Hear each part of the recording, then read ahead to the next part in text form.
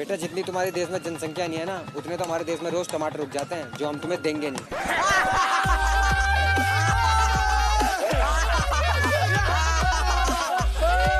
तो ठीक है, हम तुम्हें छुआरा नहीं देंगे। चाहिए नहीं, बादाम खा लेंगे हम।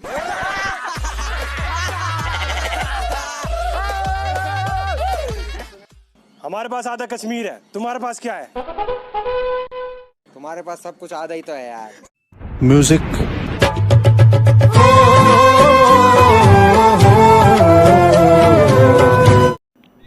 जय हिंद राष्ट्रभक्तों। इस वीडियो में आपको संबित पात्रा और सुधांशु त्रिवेदी के स्वेज मूवमेंट देखने को मिलेंगे, तो वीडियो को प्लीज़ अंत तक देखें और वीडियो में कुछ भी अच्छा लगे तो वीडियो को लाइक कमेंट शेयर करें और चैनल में अगर नए हो तो चैनल को सब्सक्राइब करें। तो चलो शुरू करते हैं लेके प्रभु का नाम। जय सिया राम।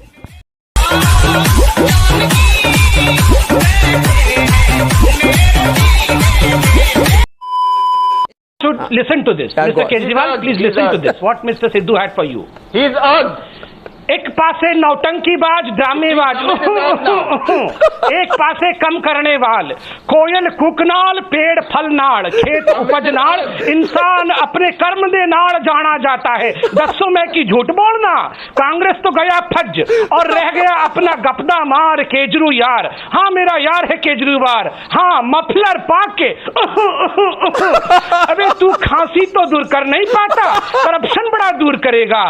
बोलो गुरु करप्शन दूर करेगा। This is the anthem of Mr. Sidhu for Kejriwal. So Mr. Kejriwal, before you salute Mr. Sidhu, I'll send this anthem of Mr. Sidhu to you. Please go through this.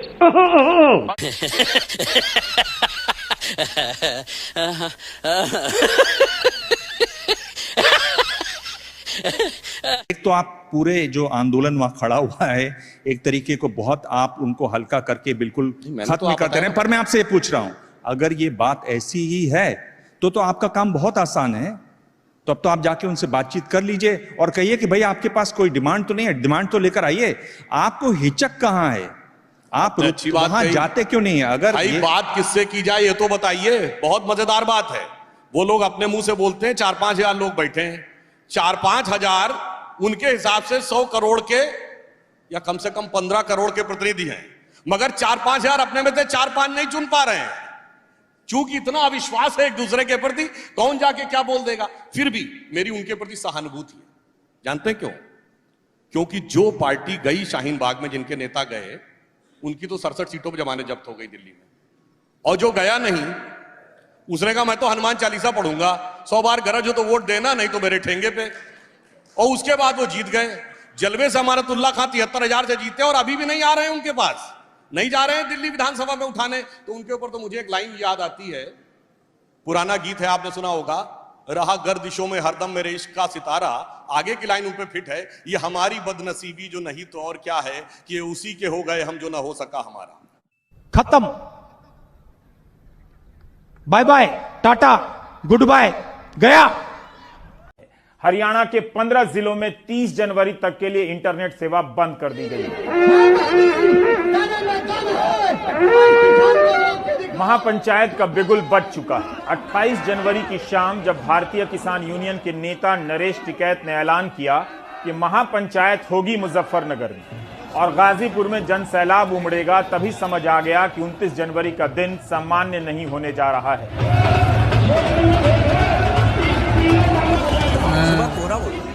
Naresh Tikait के पीछे इतने लोग आ जाएंगे किसी ने सोचा नहीं था। गोदी मीडिया के स्टूडियो में जिस आंदोलन को खत्म घोषित कर दिया गया, वो आंदोलन यहां काफी बड़ा दिखने लगा है। राकेश टिकैत का यह शक्ति प्रदर्शन सिर्फ महापंचायत तक सीमित नहीं है, बल्कि गाजीपुर बॉर्डर पर भी दिख रहा है और हरियाणा के कई इलाकों में भी। क्या आप बता सकते हैं कि इस रैली में आए लोगों ने कोविड के नियमों का पालन किया है? क्या चुनाव के ऑब्जर्वर ने नियमों का पालन ना होने पर शिकायत की है? किसी ने मास्क पहना है? क्या प्रधानमंत्री इन रैलियों में चिंता जाहिर करते हैं कि आपको कोरोना हो गया तो? चुनाव शुरू होते ही हर दल के नेता भीड़ की तस्वीरों को ट्वीट करने लगे और अपनी लोकप्रियता की ताकत दिखाने लगे, जबकि उन्हीं तस्वीरों में मास्क नदारद दिख रहा था। अब तो लोग मजाक करने लगे हैं कि कोरोना को खत्म करना है तो चुनाव करा दो। जहां चुनाव होता है वहां कोरोना का तो कोई डर नजर नहीं आता। संविधान के दायरे में? हाँ, क्यों नहीं। इस देश का संविधान धर्मांतरण की छूट नहीं देता है।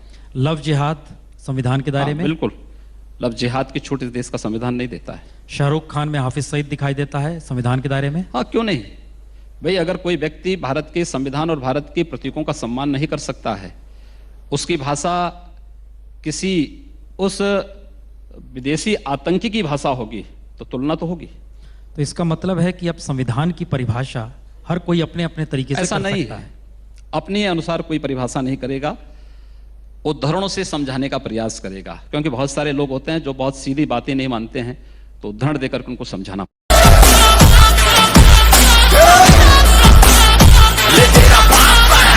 टोपी वाले राक्षस कह सकते हैं, लेकिन किसी में हिम्मत नहीं है कि टोपी वाले राक्षस कहें।